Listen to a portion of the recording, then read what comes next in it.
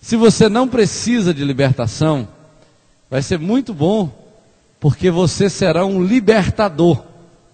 Porque quem não precisa de libertação é um libertador. É aquele que Deus usa para libertar outros, não é isso? Está lá em Isaías capítulo 66, 61, versículo 2. Para libertar os cativos. Você recebe unção de Deus, assim como Jesus recebeu, para pôr em liberdade os algemados. Então, quem está colocando em liberdade os algemados, necessariamente não está precisando de libertação.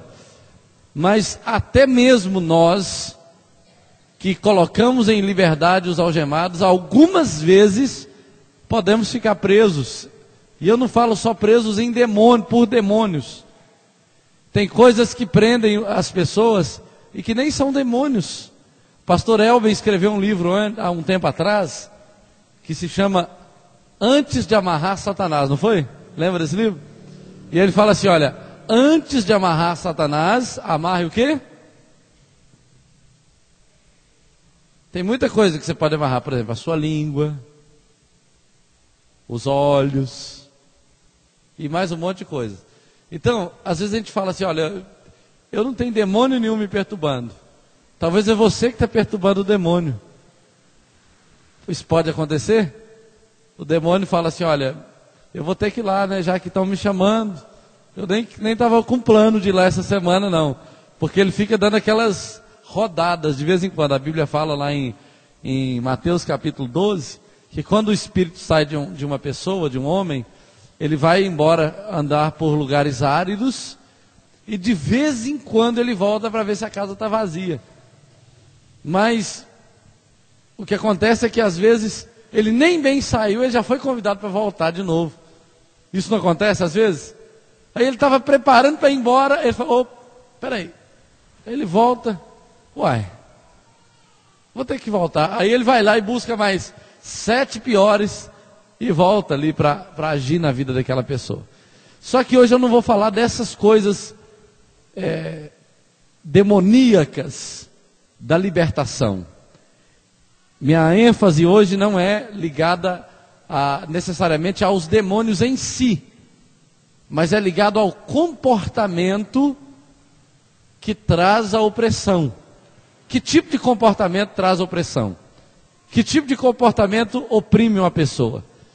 Então eu quero trabalhar hoje sobre libertação total, mas com esse foco, trabalhar comportamentos que levam pessoas para o cativeiro.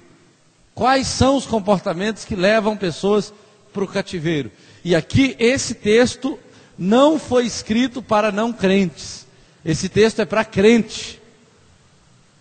Significa que até os crentes precisam tomar cuidado. Porque às vezes a gente pode estar muito bem e de repente ficar muito mal. Não é porque Deus está projetando isso para nós, mas por 2 razões. Por descuido, que é uma das coisas que possibilita a ação do inimigo, ou também porque a gente não soube lidar com a provação. Porque a provação, ela não vem necessariamente para te destruir, mas muitas pessoas são destruídas com a provação. E aí o desafio é você contar com a fidelidade de Deus, com o socorro de Deus para enfrentar a provação. Esse texto de 1 Coríntios capítulo 10, versículos de 1 até o 13, é um confronto que o apóstolo Paulo faz à igreja de Corintos. A igreja é uma igreja muito cheia do Espírito Santo, uma igreja muito avivada, uma igreja muito cheia de dons espirituais, mas uma igreja muito imatura. Isso acontece. Às vezes a pessoa experimentou tudo que ele tinha que experimentar a vida inteira com Deus, ele experimentou num dia, e ele já é crente até debaixo d'água, mas é imaturo. Isso acontece muito. Às vezes a pessoa tem muita experiência com Deus, conhece muito as coisas de Deus, mas ainda é imaturo, e erra em coisas que só criança espiritual erra. E aí, por causa disso, Deus traz essa palavra à igreja de Corinto, porque a igreja era muito experiente nas coisas de Deus e muito fraca em alguns comportamentos. E aí, essa palavra vem para dar uma ajustada em algumas coisas. E aí nós vamos falar sobre libertação nessa perspectiva. Ele começa dizendo assim: ora, irmãos, não quero que ignoreis que os nossos pais estiveram todos sob a nuvem e todos passaram pelo mar, tendo sido todos batizados assim na nuvem como no mar, com respeito a Moisés. Todos eles comeram de um só manjar espiritual, beberam da mesma fonte espiritual, porque bebiam de uma água ou de uma pedra espiritual que os seguia, e a pedra era Cristo. Entretanto, Deus não se agradou da maioria deles, razão porque ficaram prostrados no deserto. Ora, estas coisas se tornaram exemplos para nós, a fim de que não cobicemos as coisas más, como eles cobiçaram. Até aqui. O tema de hoje é razões do deserto. Diga comigo, razões do deserto. Você sabe que existem razões para um deserto não terminar, não existe? Existem razões porque o deserto de uma pessoa não termina. Antes de falar disso, o que é um deserto? Um deserto é um lugar árido que nada produz nele. É um lugar árido, quente demais de dia, frio demais à noite. É um lugar que não é bom habitar. É um lugar de passagem rápida, temporária. Não é um projeto de Deus para ninguém. Só que o deserto é necessário. Entre o Egito e a terra prometida tem o deserto. E você passa pelo deserto para chegar na terra prometida. Só que tem gente que acha que o deserto é o lugar que Deus construiu para ele. Tem gente que gosta de provação, gosta de dificuldade, e acha que quando a coisa está ficando boa, ele está precisando passar por uma provazinha, né? Tem gente que gosta disso. E tem outras pessoas que nem gostam tanto, mas também não conseguem sair do deserto. Elas vão ficar no deserto a vida toda. E o desejo de Deus, querido, não é nem que você fique no deserto. Mas o deserto, ele é para testar seu coração. Como é seu coração? É no deserto que você descobre como é seu coração. Você sabe que Deus sabe tudo sobre você. Ele não tem dúvida nenhuma a teu respeito. Ele sabe até como será o seu final. Só que tem duas pessoas que não sabem. A primeira delas é você. E a segunda delas é o diabo. O diabo não sabe como é você. E você também não sabe como é você. Então você é levado para o deserto, ali o seu coração se revela. Você tem a oportunidade de ter uma escolha boa e acaba tendo uma escolha ruim. Ou tem chance de ter uma escolha negativa, mas opta por uma escolha certa. E aí Deus fala assim, olha, esse aí é você. É igual aquela frase que eu coloquei na internet um dia desse, que eu até brinquei e falei assim, que Freud explica, nem tudo Freud explica. E aí eu falei assim, a foto nem sempre sai como a gente quer, sempre sai como a gente é. Não é assim? Você olha assim, não, eu não sou desse jeito não. Eu falei, mas como não? Essa foto é de quem? Não é sua não? Né? Você olha no espelho e fala assim, não, esse espelho está com defeito. Só se for. Mas na prática, a máquina não mente. O espelho não mente. E o seu coração também não mente.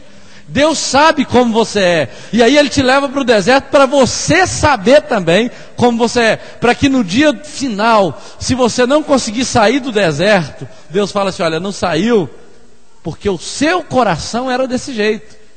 Oportunidade você teve, mas você não quis. Você teve chance de ser melhor, mas optou por ser assim. E aí, queridos, o deserto aqui não tem relação com a salvação necessariamente. Tem relação com um projeto de viver o melhor de Deus na terra prometida. É como o reino de Deus. Muitas pessoas vão para o céu e vão viver eternamente com Deus, mas aqui na terra eles vão experimentar muito pouco do reino de Deus. Vão viver no céu eternamente com Jesus, mas aqui na terra eles vão viver debaixo de um reino, de um império, até mesmo maligno. Às vezes eles não vão desfrutar da alegria que poderiam desfrutar, não vão desfrutar da paz que poderiam desfrutar, não vão desfrutar, por exemplo, da libertação que poderiam desfrutar. No entanto, foram salvas por Jesus, mas não quiseram sair desse deserto. Não quiseram sair desse deserto. E eu vou te mostrar como é que isso acontece. Não quiseram sair do deserto. E aí, quando chegar o dia de ir para o céu, vai para o céu, porque a salvação é pela graça. É pela graça. Mas poderia ter vivido uma vida muito melhor aqui na terra. Não é assim? Poderia ter sido uma vida muito melhor. E aí, quando você chegar lá no céu, falou: Deus, eu penei, viu, lá na terra. Não era fácil, não. A minha cruz que o Senhor me deu foi pesada. Ele fala: mas que cruz? A minha cruz foi muito pesada. Aí você fala assim: ó, Deus vai falar assim: mas a cruz, meu filho já carregou na cruz, lá no passado.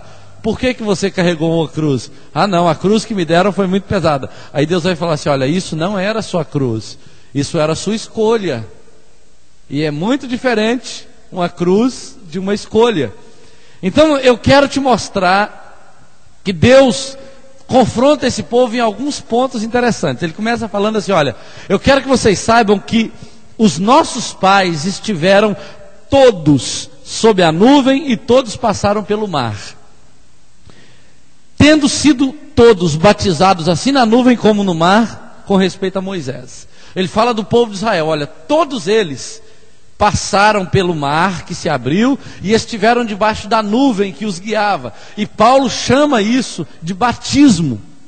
A ideia que Paulo tem aqui é o seguinte: olha, todos que saíram do Egito, aqueles 3 milhões de pessoas, todos eles passaram pela nuvem e pelo mar. Todos eles. Ou seja, todos eles foram, entre aspas, batizados na nuvem e no mar. Depois ele fala assim: olha, todos eles comeram de um só manjar espiritual. A palavra espiritual aqui não é espiritual no grego é pneumáticos, que significa sobrenatural. Ele quis dizer que a comida física que eles ingeriram era também uma comida sobrenatural, assim como a palavra que te alimenta hoje. Eles comeram do maná, assim como você hoje tem uma palavra todo dia. Se você quiser escutar o pastor Marcos, você escuta. Se você quiser escutar a pastora Luciene, você escuta. O pastor Robson, a pastora Flávia, tantos outros que pregam aqui. Além de nós, o Silas Malafaia, o R.R. Soares, o Edir Macedo, todos os pastores que têm programa na televisão, o Valdemiro Santiago, está todo mundo aí pregando, cada um pregando o evangelho, parte do evangelho, mas todo mundo está pregando. E aí, todos eles comeram de um só manjar espiritual. Depois, ele fala assim: todos eles beberam da mesma fonte espiritual, porque bebiam de uma pedra espiritual que os seguia. Tinha uma pedra que os seguia. E que pedra era essa, pastor? Segundo Paulo, essa pedra era Cristo. Porque a pedra, a rocha, na tipologia bíblica, ela representa Cristo, a pedra que os edificadores rejeitaram e tal. Então, aquela água que saía da rocha para eles, era para Paulo, nessa alusão que ele faz aqui, figurativa, para ele, essa pedra não era uma pedra qualquer, era uma pedra espiritual, que brotou, da qual brotou água para que aquele povo se alimentasse, se dessedentasse. E a ideia que Paulo tem aqui é o seguinte: olha, Deus proveu para eles manjar espiritual e proveu para eles também água, para que eles fossem supridos, nutridos, hidratados durante a caminhada no deserto. Então não foi por falta de água, nem por falta de comida, nem por falta de proteção, nem por falta de batismo, nem por falta de aliança, que aquele povo não entrou na terra prometida. Não foi por nada disso. Deus proveu para eles todas as coisas, assim como Cristo lá na cruz proveu para você todas as coisas, para que você seja realmente um homem de Deus, uma mulher de Deus, e viva acima desse padrão medíocre que muitos vivem. Ele já nos deu vitórias em Cristo Jesus. E aí, só que o versículo 5 fala assim: entretanto, Deus não se agradou da maioria deles, razão porque ficaram prostrados no deserto. Como é que pode ser isso? Olha, todos passaram pelo mar, todos comeram do maná espiritual, todos tomaram da água, todos estiveram debaixo da nuvem, todos foram tirados do Egito e conduzidos à terra prometida. Todos eles, Deus tirou a todos, porém Deus não se agradou da maioria deles. Você sabia que de todos os 3 milhões que saíram do Egito, apenas 2 adultos entraram? Porque a Bíblia conta os adultos de 20 anos para cima. Então todos os homens e mulheres de 20 anos para cima que saíram do Egito, todos eles morreram no deserto. Apenas 2, Josué e Calebe, e os de 20 anos abaixo, que conseguiram entrar na terra prometida, porque Deus não se agradou da maioria deles. O que levou Deus a não se agradar da maioria deles? O que levou Deus a reprová-los? Porque o texto fala que esta foi a razão porque pereceram no deserto, ficaram prostrados no deserto. Então existem razões que fazem com que a gente fique prostrado no deserto. E não é Deus a razão. Não é Deus. Imagina Deus te fazendo ficar prostrado no deserto só para Ele ver como você se comporta. Não é Deus que faz isso. O texto fala que houve 4 razões. E essas razões não são homiléticas. Elas são textuais. Está aqui na Bíblia. Não foram os 3 pontinhos que eu obrigatoriamente tenho que preparar para pregar para você, que está aqui na Bíblia. Foi o próprio Paulo que organizou essa informação baseada na experiência do Antigo Testamento e mostrou aqui que no Novo Testamento o mesmo comportamento do povo de Israel no Egito, ou no deserto, estava se repetindo com a igreja de Corintos e pode estar se repetindo com qualquer um de nós aqui. Então os comportamentos são idolatria, diga comigo, idolatria,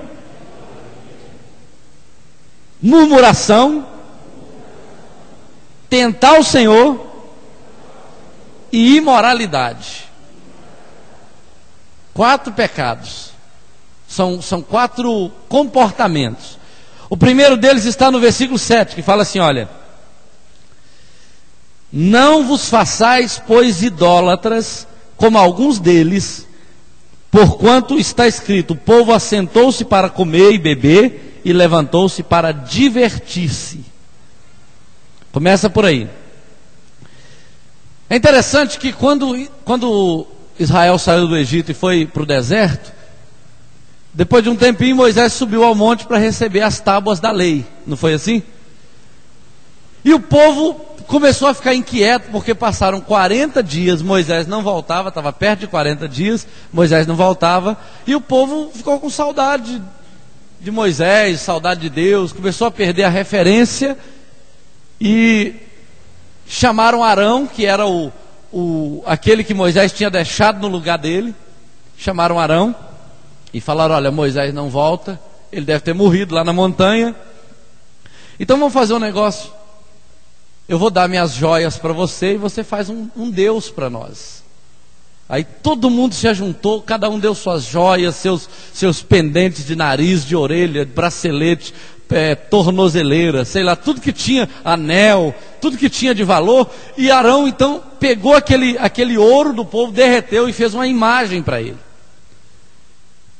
Isso é uma coisa comum, era uma coisa comum. O bezerro de ouro foi feito por Arão no deserto. Isso era muito comum no Egito, mas com esse povo não era comum. Esse povo temia a Deus, temia o Senhor. E aí Deus não se agradou daquilo. Deus não gostou do que eles fizeram. E Deus fala com Moisés lá no monte: olha, o teu povo que você tirou do Egito já se corrompeu. E eu não gostei disso. E aí Moisés desce, quebra as tábuas da lei, confronta um povo. Mas o que eu quero focar aqui nessa noite? Olha só, idolatria que evidenciou na vida desse povo lá no deserto, nada mais é do que perder o foco de Deus e colocar o foco em si mesmo. Eles pensaram o seguinte: olha, Moisés morreu, o nosso compromisso é com o nosso líder, ele não está aqui mais, então agora a gente vai fazer um bezerrinho para nós, de ouro, e vamos adorar o Senhor.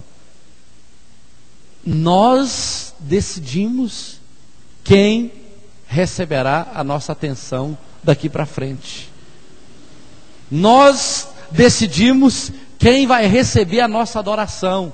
Então não importa se existe um Deus que dirige a minha vida, não importa se existe uma palavra que norteia a minha vida, não importa se eu estou fundamentado em cima de certos princípios espirituais que vão trazer bênção ou maldição, mas a partir do momento que eu não consigo enxergar mais aquilo que eu creio, então eu posso crer em qualquer coisa. Tem problema não, eu estou querendo levantar um altar aqui para mim, tem problema não. Hoje eu estou querendo fazer uma coisa aqui que a Bíblia condena, mas não tem problema não, eu posso decidir isso. Entendeu? Então eles tiraram o foco de Deus e colocaram o foco em si, e começaram a buscar alguma coisa que satisfizesse o desejo deles de prestar um culto a alguma coisa. Então quando você tira o foco de Deus e coloca o foco em si mesmo, até mesmo nos seus problemas, você fala assim: olha, dane-se Deus, eu estou com raiva, eu vou quebrar o pau agora. Dane-se esse negócio de Deus, de palavra de Deus, eu estou com dificuldade, eu estou triste mesmo, eu vou continuar triste, não importa se a palavra de Deus diz que eu devo me alegrar quando eu estou triste, eu devo orar, eu devo cantar, eu não quero isso. E pronto, aí você tira a atenção do que Deus diz e coloca a atenção naquilo que você está sentindo e começa a dar culto para aquilo, prestar culto. Olha, eu estou triste mesmo, eu estou infeliz mesmo, eu estou com vontade de xingar mesmo, eu quero ver esse filme pornográfico mesmo, eu quero fazer isso e aquilo mesmo e tal. Então você começa a prestar culto para aquela coisa que você está sentindo vontade de prestar, e de repente Deus some da sua vida, Ele desaparece. Você não valoriza mais aqueles princípios que norteavam a sua vida, você agora começa a ser norteado pela sua vontade, você dirige a sua vida. E aí, a Bíblia fala assim: olha, o povo assentou-se para comer e a beber, e levantou-se para divertir-se. Existe alguma coisa errada em comer e beber e divertir-se? Não, todo mundo aqui faz isso. Mas a grande questão é a seguinte: o que esse povo fez aqui foi o seguinte: eles sentaram, comeram, encheram a barriga, desfrutaram de tudo, foram divertir. Mas a grande questão é a seguinte: eles fizeram isso e usaram isso como um culto. Isso era o culto deles.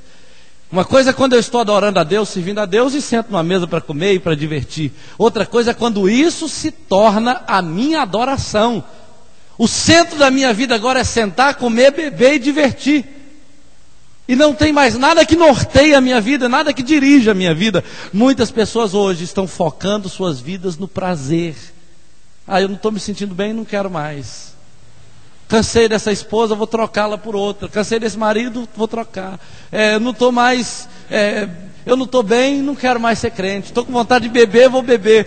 Estou revoltado, vou cheirar um pozinho e tal. Então a pessoa foca toda a adoração dela no seu prazer, e ela passa a viver em função da vontade dela. Isso para mim é a pior idolatria que existe, porque aí você levanta um bezerro de ouro, você levanta a imagem que você quiser como centro de adoração, porque o que está valendo agora é a sua vontade, não é mais a vontade de Deus. É por isso que você xinga, é por isso que você desiste, desanima, abandona a fé. É por isso que você às vezes é tentado a quebrar princípios e valores, porque o foco não é o que Deus quer para você, é o que você quer para você. E aí, isso te fará ficar prostrado no deserto, com toda certeza. A partir do momento que você não for mais capaz de orar, seja feita a tua vontade, assim na terra como no céu. A partir do momento que você não for capaz de falar, todavia não seja como eu quero, mas como tu queres. A partir do momento que você não é capaz de dizer, venha o teu reino. A partir do momento que você não consegue mais ter o Senhor como Senhor da tua vida, então você vai ficar prostrado no deserto. Você vai parar de caminhar, vai parar de andar em direção à terra prometida, vai deixar de viver aquilo que Deus projetou para você em relação às áreas da sua vida financeira, conjugal, sentimental, espiritual, ministerial. Todas as áreas da sua vida vão ficar prostradas no deserto, porque o centro nunca pode ser você.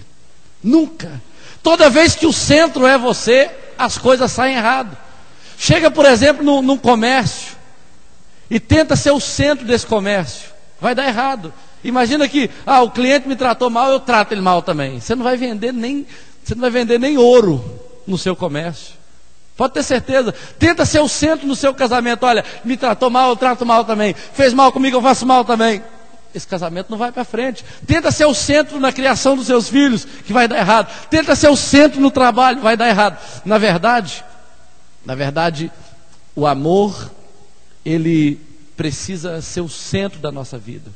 O universo está sendo destruído porque o homem se colocou como centro.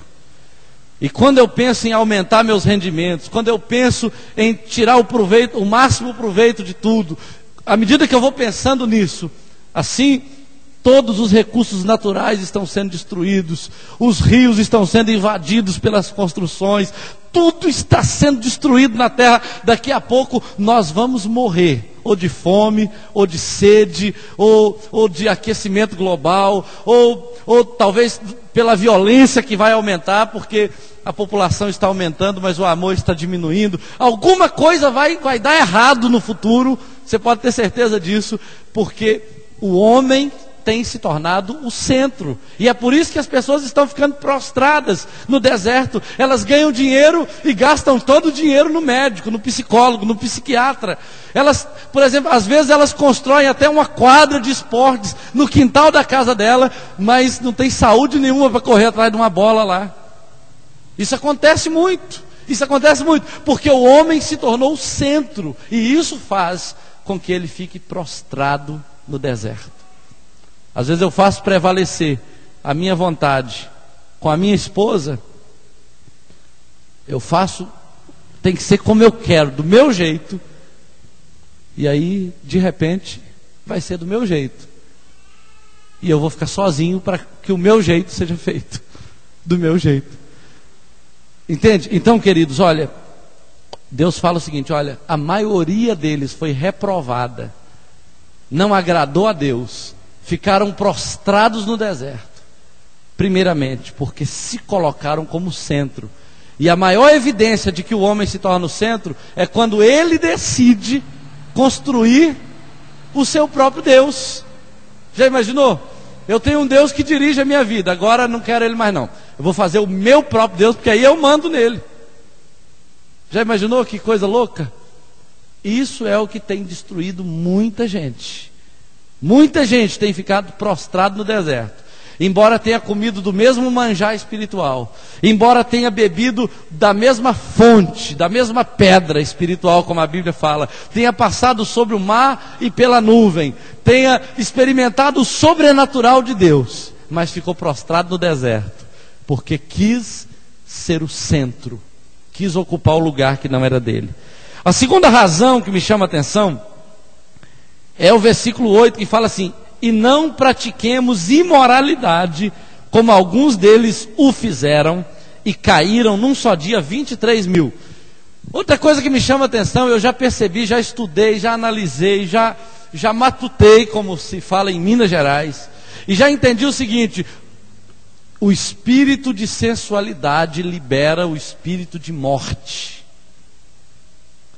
Todas as vezes que você encontra alguém se prostrando diante da imoralidade, você vai ver a morte brotando na vida dessa pessoa, de várias maneiras. Às vezes a pessoa se envolve com a imoralidade e morre alguém da família. Ele se envolve com imoralidade e fale. O espírito de morte age na vida financeira dele. Ele estava muito bem, de repente ele perde tudo. Quem já viu isso acontecer na vida de alguém, só para eu saber? Muita gente. Mas muita gente não teve coragem de falar que já viu, porque isso realmente acontece. A Bíblia fala que esse povo aqui estava caminhando, marchando em direção à terra prometida, e Balaão foi contratado. Balaão era um profeta que foi contratado para amaldiçoar o povo de Deus por um rei, Balaque, chamado Balaque. E esse rei pagou para Balaão amaldiçoar o povo de Deus. Só que ele não conseguiu amaldiçoar, porque toda vez que ele abria a boca para liberar a palavra de maldição, Deus colocava na boca dele palavra de bênção, e ele abria a boca para falar que o povo ia morrer, por exemplo, e Deus falava que não, e aí a boca dele falava uma outra palavra. Ele mudava a posição e tentava fazer de novo, e dava errado. E aí ele fala com o rei o seguinte: olha, rei, esse povo é um povo abençoado, contra ele não vale maldição, não vale encantamento, não vale. Você pode fazer macumba, você pode ir lá para a Mata Virgem, para a encruzilhada, pode colocar o nome dele na boca do sapo, pode fazer qualquer coisa que não pega, não pega. Você crê nisso? Não pega. Mas ele falou: só que tem um segredo de você amaldiçoar esse povo. Aí o rei: qual é o segredo? E essa é a estratégia de Balaão: ensinar o inimigo a colocar tropeço na vida do povo. O segredo é o seguinte: deixa eles caminharem, prepara mulheres bonitas, charmosas, cheirosas, coloca no caminho deles, coloca bebida e coloca ídolos. E deixa eles vão ver as mulheres, vão cair, as mulheres vão levá-los para beber, eles vão beber, vão adorar os ídolos, vão pecar contra Deus, e Deus vai trazer o mal sobre eles. A maldição vem. Foi isso que eles fizeram. Armaram cilada para o povo de Deus. E aí foi exatamente o que aconteceu. A Bíblia fala que nesse dia morreram 23 mil pessoas. O texto fala de 24 mil que morreram. Então o que eu posso aprender com isso? Outra coisa que tem feito com que muita gente fique prostrado no deserto é o tal do rabo de saia. Isso tem feito muita gente ficar prostrado no deserto. O cara queria ser mais santo, mas ele não consegue por causa da internet. Não dá, pastor, a gente entra lá e tal. Ele queria ir mais além um pouquinho, mas quando ele dá uma passada na rua e vê uma moça bonita, ou a mulher vê um rapaz que chama atenção, ela estava indo bem, de repente ela cai. E aí tudo começa de novo. A pessoa começa a se arrastar. Ele quer crescer na liderança, ele quer crescer na obra de Deus, mas a carne não permite. E hoje é quinta-feira, nem é dia da gente estar pregando sobre isso, mas eu estou falando de libertação. E entenda o seguinte, querido, olha, não adianta tirar o demônio se não mudar o comportamento. Não adianta.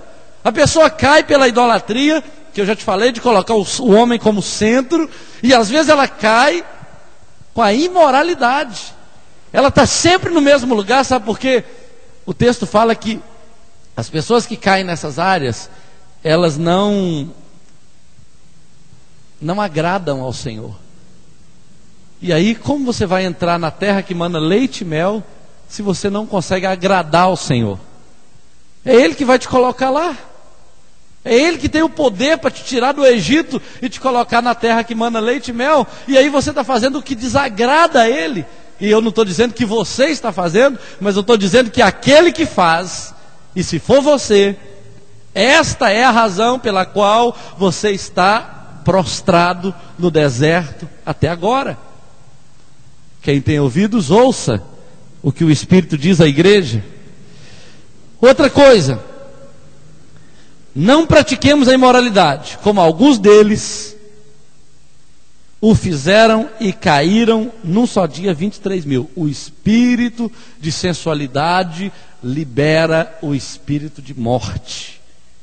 Não brinque com a imoralidade. Não brinque com a imoralidade. Eu conheci um pastor, que eu não vou mencionar o nome dele aqui, que foi um grande homem de Deus, seguramente o maior pregador que já existiu no Brasil em todos os tempos. Eu acredito que tenha sido ele. O homem realmente era um grande homem de Deus, um grande pregador e um grande homem de Deus. Tinha um ministério impressionante no Brasil. Mas aí ele cometeu um adultério. E ele era especialista para trabalhar com família, mas cometeu um adultério. Com certeza ele se arrependeu na hora que cometeu o adultério, mas não teve jeito mais. O casamento acabou, ele não deu certo com aquela pessoa, acabou casando com outra. Casou, tá vivo, tá bem hoje. Mas o filho dele morreu alguns anos depois, 2, 3 anos depois, assim, de uma maneira absurda, inesperada. Um filho aí de 20 e poucos anos. E por que morreu? Pela mesma razão que os vários filhos de Davi morreram. Pela mesma razão. Porque o espírito de sensualidade libera o espírito de morte. É natural isso. Então quando eu chamo para a minha vida essa maldição, eu posso me preparar. Alguma coisa vai morrer. Tem pessoas que depois que adulteram entram em depressão. Depois que se envolvem com esse pecado, entram em crise, paranoias psicológicas, psiquiátricas, e ninguém consegue entender por que a pessoa não consegue melhorar, porque aquele espírito de morte está agindo na vida dela. Ou então a empresa estava indo muito bem, de repente virou uma bagunça doida, o cara começa a meter os pés pelas mãos, e um patrimônio que parecia que não acabaria nunca, de repente some, evapora da mão da pessoa, e você encontra aí um multimilionário que daí a pouco não tem onde cair morto. Como isso acontece, pastor? Isso acontece porque o espírito de sensualidade libera o espírito de morte. Isso é inevitável. Não significa que todos os casos de morte são ocasionados por isso, mas esse é um dos casos que, como igreja, nós temos que tomar cuidado. A outra coisa que me chama a atenção é quando ele fala assim: não ponhamos o Senhor à prova, como alguns deles já fizeram e pereceram pelas mordiduras das serpentes. Eu queria que você abrisse comigo um texto que eu quero ler com você. Abra comigo o capítulo 21 de Números. Capítulo 21 de Números. 21 de Números, versículo 5. Vamos começar no versículo 4, que diz assim: então partiram do monte Or, pelo caminho do Mar Vermelho, a rodear a terra de Edom. Porém o povo se tornou impaciente no caminho. Diga comigo: impaciente. E falou contra Deus e contra Moisés: por que nos fizeste subir do Egito, para que morramos no deserto, onde não há nem água, e a nossa alma tem fastio deste pão vil? O povo estava sendo cuidado por Deus, mas aí eles chegaram nesse lugar, nesse Monte Or, pararam nesse lugar, onde o Antônio já foi lá, né? Com certeza. E aí, era pelo caminho do Mar Vermelho, a rodear a terra de Edom. Porém, o povo se tornou impaciente no caminho. Olha, tome cuidado com a impaciência. Estou cansado. Estou cansado de orar, estou cansado de crer, estou cansado de fazer campanha, estou cansado de tudo, estou cansado. Por um lado, se você está cansado de alguma coisa que você tem que mudar e não mudou ainda, então fique cansado mesmo e mude depressa. Mas entenda uma coisa: não queira apressar aquilo que não deve ser apressado. Não queira apressar aquilo que não deve ser apressado. O texto diz que o povo se tornou impaciente. Normalmente, quando você está impaciente, é que você peca. Não é isso? Ah, não aguento mais e agora qualquer coisa tá bom. E foi exatamente o que esse povo fez. Eles falaram de duas coisas que chatearam Deus. A primeira delas é o seguinte, ó, eles falaram contra Deus e contra Moisés. Falaram contra Deus e contra o líder. A impaciência faz isso. Falaram contra Deus e contra Moisés. E uma das coisas que eles falaram foi isso, ó, por que nos fizeste subir do Egito para que morramos nesse deserto, onde não há nem água? E a nossa alma tem fastio desse pão vil. Eles zombaram,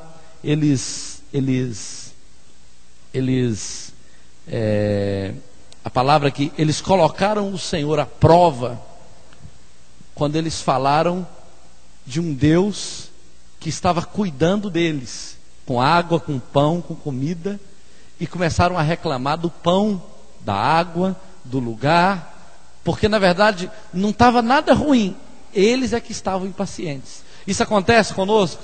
Às vezes, se você parar e pensar, a sua vida não está tão ruim. Tem épocas que a vida da gente está pior, às vezes ela está até numa condição melhor, porém a impaciência faz com que você perceba algumas coisinhas que em outras circunstâncias nem teria tanto valor, mas você começa a dar muito valor àquelas coisas, sabe?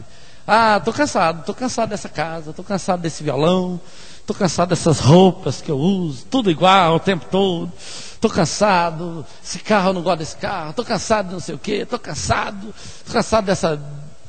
dessa igreja, estou cansado. E aí começa a falar, fala do líder, fala da célula, fala do discipulador e fala até de Deus. Sabe por quê? Quem fala do pai, quem fala do líder, quem fala do discipulador que está cuidando dele, não tem receio nenhum de falar de Deus. Ah, Deus deve estar com algum problema comigo, não estou entendendo não, Deus. Não tem gente que fala isso? Deus deve estar decidido a me fazer sofrer e tal. E isso, querido, traz com toda certeza maldição, porque você não pode falar daquele que está te protegendo. Você não pode falar.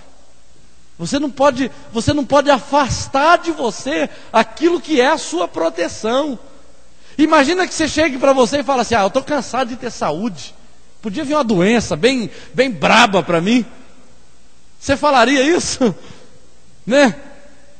Eu estou cansado de ser feliz, podia acontecer um trem bem ruim assim comigo, para eu sofrer um pouquinho. Ninguém fala isso, mas às vezes você fala isso de outras maneiras, entende? Então nunca pense que Deus é o seu problema, nunca pense que aquele que está querendo te ajudar é o seu problema. Pense o seguinte: será que eu não estou impaciente demais não? Será que eu não estou precisando de tomar uma maracujina? Será que se a maracujina não resolver, né? O que resolve? Uma coça? Será que eu não estou precisando de umas varadas, não?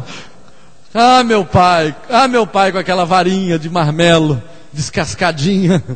Será que eu não estou precisando disso, não? E aí?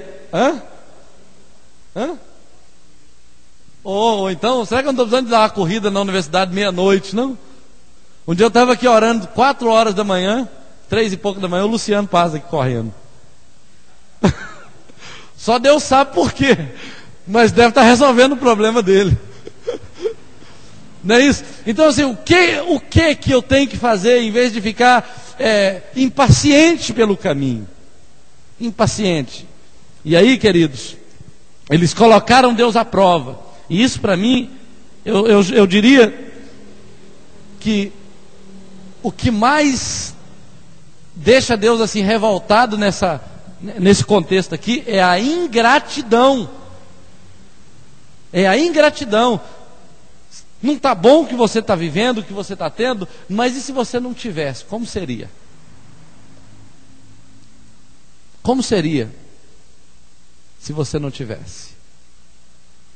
A ingratidão é uma coisa terrível, né? A nossa alma não suporta mais esse pão vil. Mas e se não tivesse nem o pão vil?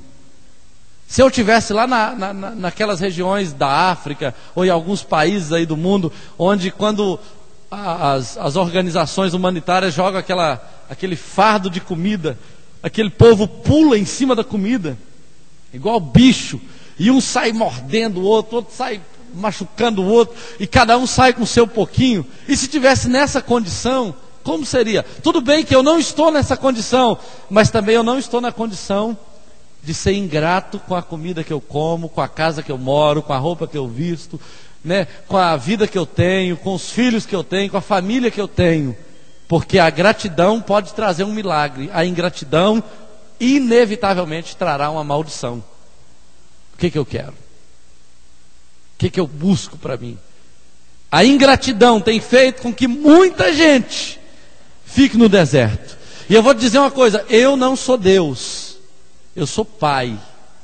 E como pai, a hora que eu percebo a ingratidão nos meus filhos, dá vontade de pegar um porrete e dar umas porretadas neles, por mais que eu os ame. Por mais que eu os ame.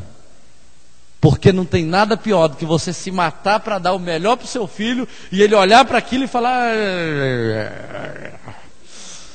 fala a verdade. Fala a verdade, não é assim? Você acha que Deus é diferente, queridos? Deus é santo, Deus é santo. É claro que Deus não tem vontades corruptas, Ele não tem, mas Deus é santo, e quando Ele percebe a ingratidão, Ele fala assim: olha, não vai entrar na terra, vai ficar no deserto. Está gostando do deserto, não é? Então fica aí mais 40 anos. Tá bom o deserto? Tá gostando do calor, do clima? Tá gostando? Então fica aí mais 40 anos. Misericórdia, eu não quero isso para minha vida não. O dia que eu li esse texto aqui, queridos, eu tremi. Porque a Bíblia está nos dizendo: olha, eis a razão, porque muita gente não sai do deserto. Aqui não tem oração que resolve isso não, viu? Não tem toalhinha do Valdemiro Santiago. Não adianta passar no sal grosso da Universal, nem fazer o descarrego. Não adianta, tem que mudar o comportamento. Amém? A última razão do deserto está aqui, ó: nem murmureis como alguns deles murmuraram e foram destruídos pelo exterminador. Existem vários textos aqui que falam de murmuração, mas a murmuração não chega nem a ser uma ingratidão. Sabe o que é? É uma falta de freio na língua. É só isso. Às vezes, se você parar um pouquinho, você fala: não, tá tudo bom, eu não tenho que reclamar não. Às vezes, quando você vai comentar com a pessoa: não, graças a Deus eu tenho muito que agradecer. A pessoa é até grata, mas ela não tem freio na língua. Começa a comentar, alguém fala assim: tá calor, né? Deus me livre, não suporto, um calor dos infernos, não sei o que. Aí você começa a conversar com a pessoa e fala assim: menino, você viu falar que vai ter mais vereador na cidade? Aí o cara começa então a tecer todo o veneno dele. Deus me livre, é só ladrão que tem nesse lugar, e não sei o que, e tarará, e fica o dia inteiro falando disso. Não é assim? É aquela pessoa que não tem freio na língua. E aí, dentro daquelas coisas lícitas que ela fala, dentro daquelas coisas legítimas que ela fala, elas falam muita besteira que poderiam ter morrido dentro da cabeça delas. Fala aquilo que não precisava ter falado. Murmura. E aí, o texto fala o seguinte: olha, nem murmureis como alguns deles murmuraram e foram destruídos pelo exterminador. Se você olhar o que a murmuração causa, leia a história de Coré na Bíblia. Você vai ver que a murmuração, ela gera destruição da família, da sua prole toda. Você traz um mal sobre a sua família toda. Mas uma das coisas que me chama a atenção na murmuração é que o povo ficou no deserto por causa da murmuração. Uma das razões foi a murmuração. A murmuração, ela faz você ficar no mesmo lugar, fazendo a mesma coisa, durante muitos anos da sua vida, sem perceber nenhum crescimento. Ela bloqueia o crescimento. Ela bloqueia a vitória, em alguns casos ela gera até morte. a murmuração bloqueia a vitória. Começa a murmurar dos seus funcionários, começa a murmurar da sua empresa, começa a murmurar do seu patrão, começa a murmurar da sua família, começa a murmurar da igreja, e o ambiente vai se tornar o pior lugar da terra. Começa a falar mal e você vai perceber que não existe lugar bom na terra. Começa a falar assim: nessa igreja não tem não sei o que, não sei o que, não sei o que. Aí a igreja vai se tornar ruim para você. Essa casa, esses meninos, não sei o que, não sei o que. Aí a casa vai ficando tão ruim que você não quer voltar para ela. Entende? Então você vai matando tudo. Você vai liberando morte onde você passa.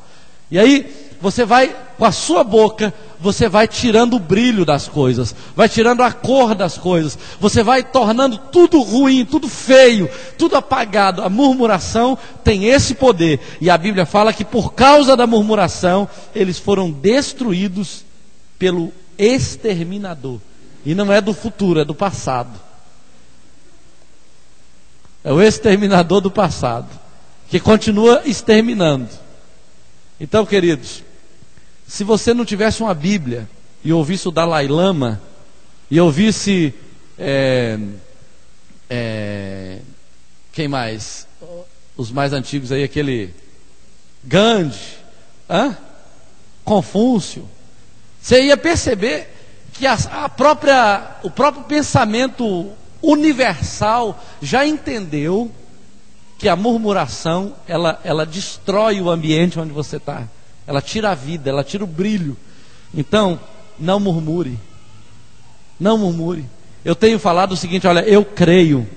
Aquilo que eu não tenho, eu creio que Deus vai trazer à existência. Eu creio que esse ano vai acontecer isso. A minha vontade era falar: gente, mas que dificuldade com isso, com aquilo. Mas eu falei: eu creio que esse ano vai acontecer isso, em nome de Jesus.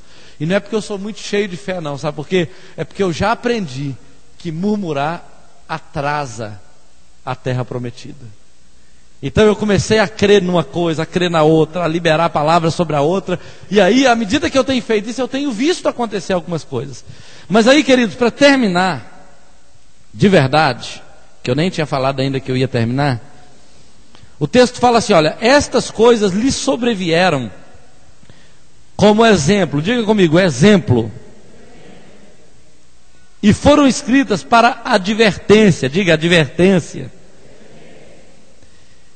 de nós outros, sobre quem os fins dos séculos têm chegado.